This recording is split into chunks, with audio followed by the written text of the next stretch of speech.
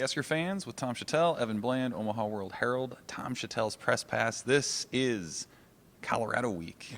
Finally, it's here. It's Buffaloes, it's Huskers, and Matt Rhule kind of held court for about 23, 24 minutes today, talking about a lot more about maybe the opponent than typically is the case at a Nebraska press conference. Really, the main news of the day: Isaiah Garcia Castaneda, the receiver, out for the year with an ACL injury. But really, this was less nuts and bolts and a lot more about just the vibe of this matchup. Tom, what did you kind of take away from what Coach Rhule said about playing the Buffs? Well, he answered the questions we asked, and the questions were what I think what the fans are going to be talking about this week. That is Deion Sanders, surprised or not surprised, and the contrast in styles between tearing up the whole roster and having all new players come in versus the slower build of the overall program with high school kids and culture and so on and so forth. And we're seeing it in the first week, the contrast. Colorado got off to a fast start with incredible talent that they got from the portal. And Nebraska took it on the chin. Still not ready yet. But I thought they had a good overall game tonight. I thought they were going to get beat worse than they did, and they probably should have won the game. I didn't expect to have heartbreak. So, but they still got the things to clean up. So, yeah, it's it's a new era for Nebraska-Colorado as sort of a different, new faces, new characters, and really a new approach. But in some ways, a little bit like the 90s, the old school. Everybody thought McCartney and Neuheisel had the new age offense. They could throw the ball. They had great receivers, great quarterbacks. And Nebraska was back in the Stone Age, ran the ball, and so it feels a little bit like that too. Yeah, it's a change in perception, I think, too. I mean, preseason, who knows what Colorado's got? 87 new players on the roster this year, so we finally got a sense of what that is.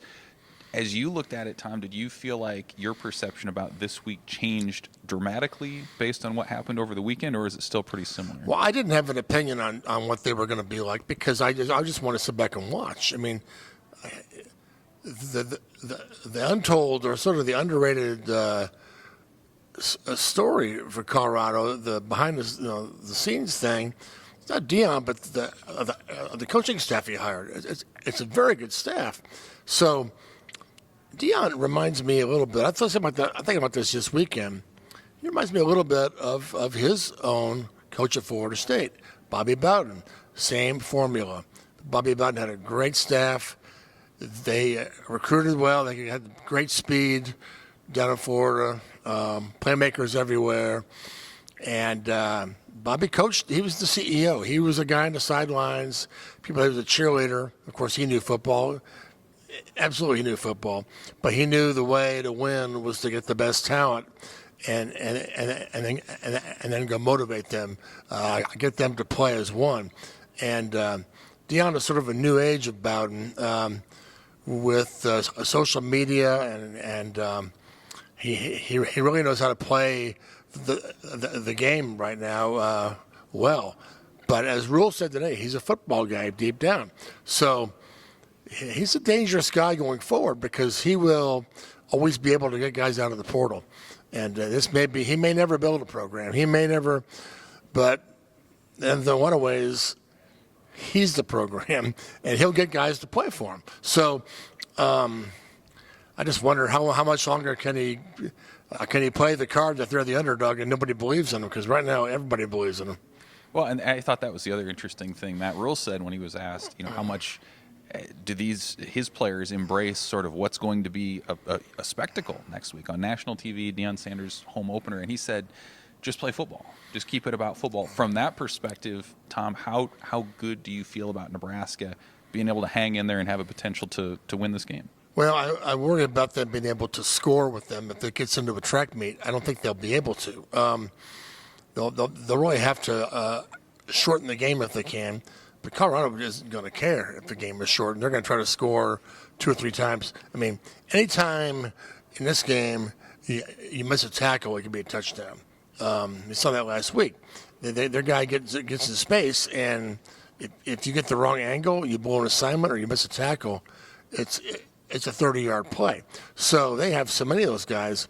It's really impressive. So I just don't know if and what they can't do is they can't get into, if it's a shooting match or a track meet where they're throwing. I don't think you can't ride Jeff Sims' arm and the way he walks in on receivers for a whole game. So they need to dial that back a little bit, but you got to throw, right? And losing another receiver today hurts because one of the reasons Billy Kemp can't get the ball is because he's kind of like the only guy out there, and they've got it. If you're a defense, who are you afraid of? You're probably afraid of Kemp, and who else? So you're going to make sure he's covered, and so they're going to need somebody else to keep him honest. But I don't know. What I know is, the Husker fans are going to be patient. They don't like to lose. This schedule is not set up for a lot of patience, unfortunately. But I would just say, I think it's a long season. I've actually picked him to start 0-2. I really thought the defense and special teams were better than I thought. I'm still hopeful, but they've got to get the quarterback thing fixed. And there's a lot of season left, and they can't. Nobody down there. I can panic if they lose this week. It's a lot of football left. And they need to get some of their own freshmen on the field, and it's amazing how last week changed everything. Nebraska was the favorite. Now they're the big underdog. But like he said, they just got to go play them. And I'm curious to see if they do load up the run and they try to wear Colorado down, if they can do it.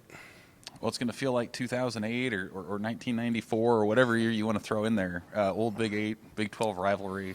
Nebraska-Colorado, we're going to have tons written and spoken about this thing this week. Can't wait to get out there.